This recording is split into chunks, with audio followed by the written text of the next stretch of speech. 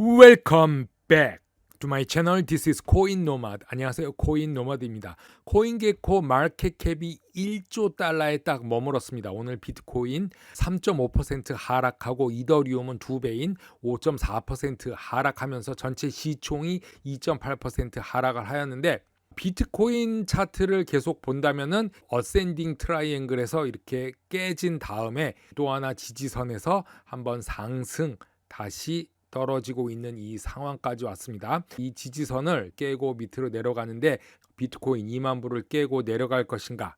자, 우리는 현재 암울할 것 같은 시대에 살고 있지만 우리 자녀들이 우리와 같은 대자연의 혜택을 못 받을 것처럼 보이고 있죠.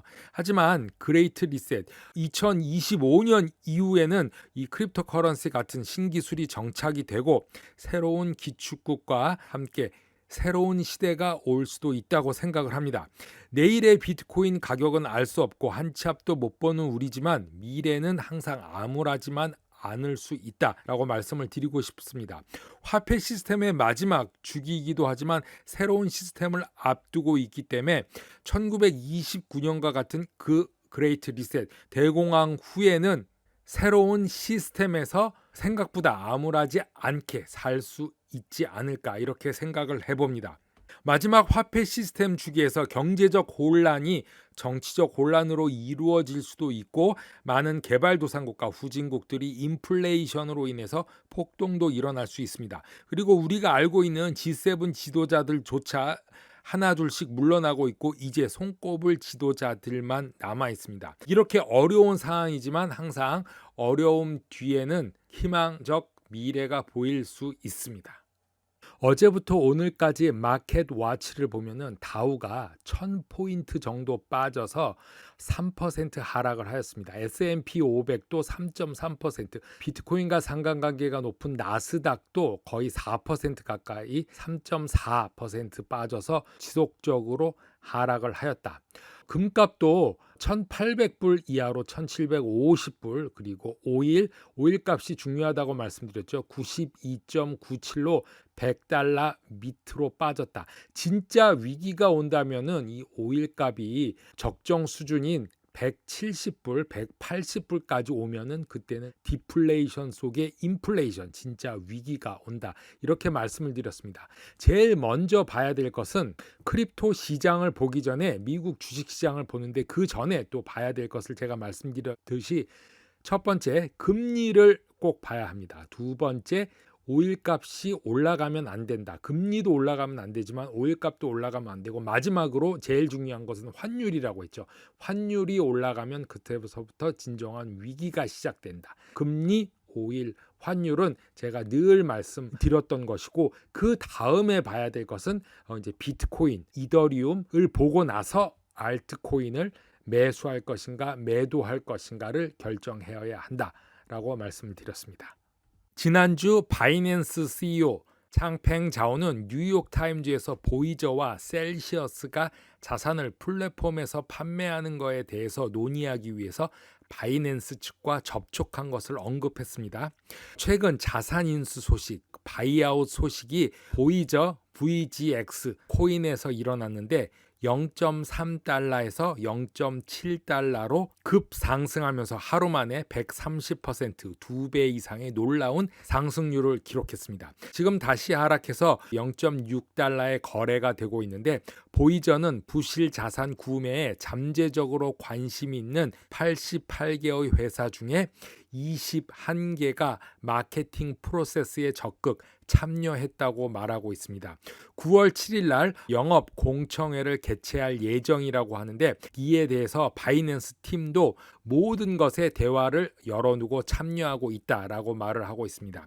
자, 지난달 FTX 샘 뱅크만도 보이저 자산 매입을 제안했었는데요. 매우 오해의 소지가 있는 낮은 입찰가에 마찰이 있었다라고 비난을 했습니다.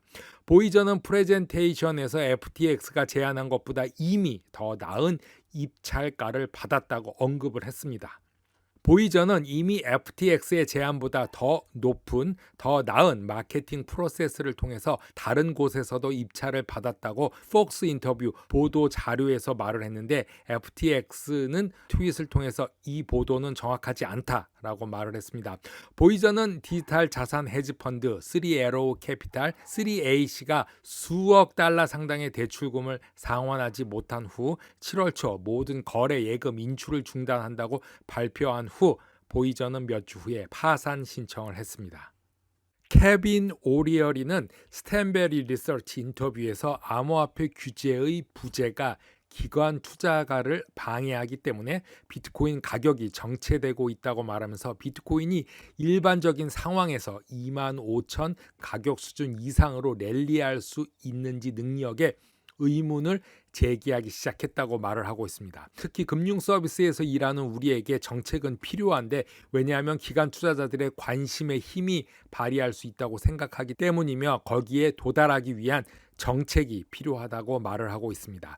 정책이 나올 때까지 특히 비트코인과 암호화폐는 2만 불에서 2만 5천 불 사이를 움직일 거라고 예측할 수 있다고 합니다. 구매자가 충분하지 않기 때문에 가격이 상승하는데 힘겨우며 국부에 의해 관리되는 수조 달러를 활용해야 하는데, 규제가 있을 때까지 비트코인을 사지 않을 것이라고 말을 합니다.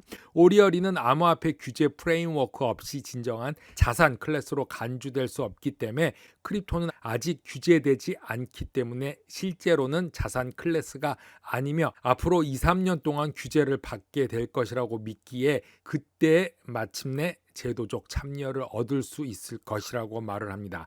전 세계 부의 70%가 연금과 국부 펀드에 묶여져 있다는 사실에 자산 클래스를 구매하는 것이 허용되지 않으면 기본 입찰은 없을 것이라고 말을 합니다. 이것이 24,000불, 25,000불 얻을 수 없는 이유 중에 하나인데, 아직 비트코인과 이더리움을 구매할 수 있는 큰 지지층이 없기 때문에 어렵다고 현실을 말하고 있습니다. 블룸버그 인터뷰에서 아발란체의 아바랩스의 존 우 CEO는 올해 시총의 급격한 하락에도 불구하고 암호화폐 산업의 기본 펀더멘탈은 더욱 강해지고 있다라고 말하고 있습니다. 지금 현재 스테이블 코인을 보유하고 있는 많은 암호화폐 투자자들이 시장에 투자할 준비를 하고 있고, 스테이블 코인 보유자들이 재투자하여 수익을 올릴 것으로 기대한다고 말하면서, 시장이 이해하는 것은 암호화폐 자산 공간에 알파가 있다는 것이라고 말하고 있습니다.